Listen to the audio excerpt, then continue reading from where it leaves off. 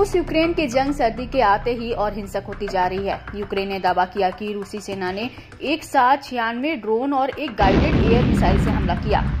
Ukraine की वायुसेना ने बताया कि रात भर भीषण बमबारी के दौरान मिसाइल के साथ 66 ड्रोन नष्ट हो गए।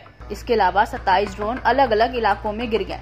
दावा है कि कई रूसी ड्रोनों को जैमर की मदद से जाम कर दिया गया, जबकि एक ड्रोन बेलारूस के एयर स्पेस में चला गया।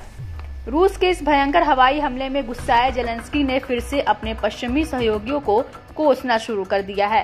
जेलेंस्की ने अपने सहयोगियों से ड्रोन और मिसाइल प्रोडक्शन में इस्तेमाल होने वाले जरूरी कंपोनेंट्स के आयात से रूस को रोकने के लिए प्रभावी प्रतिबंध लगाने का भी अपील की।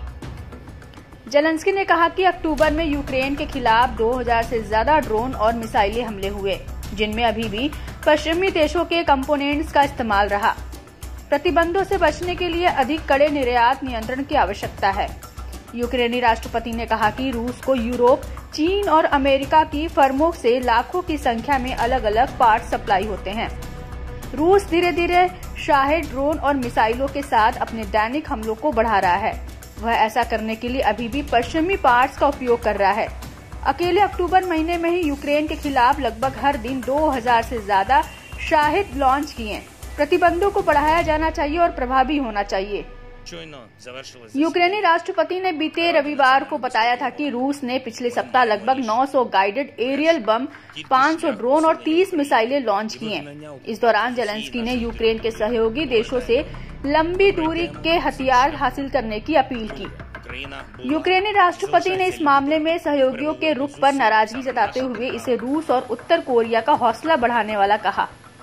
जेलेंस्की ने कहा कि ये हमले असंभव होते अगर हमें दुनिया से पर्याप्त समर्थन मिलता।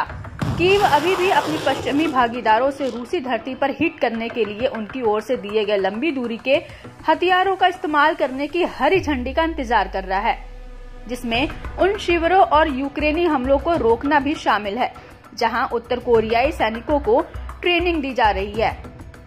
दरअसल अमेरिका और ब्रिटेन ने इस मामले में फिलहाल कोई फैसला नहीं लिया है। यूक्रेन अभी तक रूस की सीमाओं के अंदर हमले के लिए ड्रोन का इस्तेमाल कर रहा है।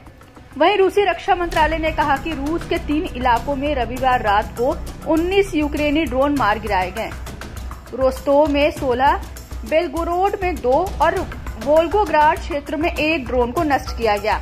इस दौरान बेलगोरोड में यूक्रेनी ड्रोन हमले में एक व्यक्ति की मौत हो गई।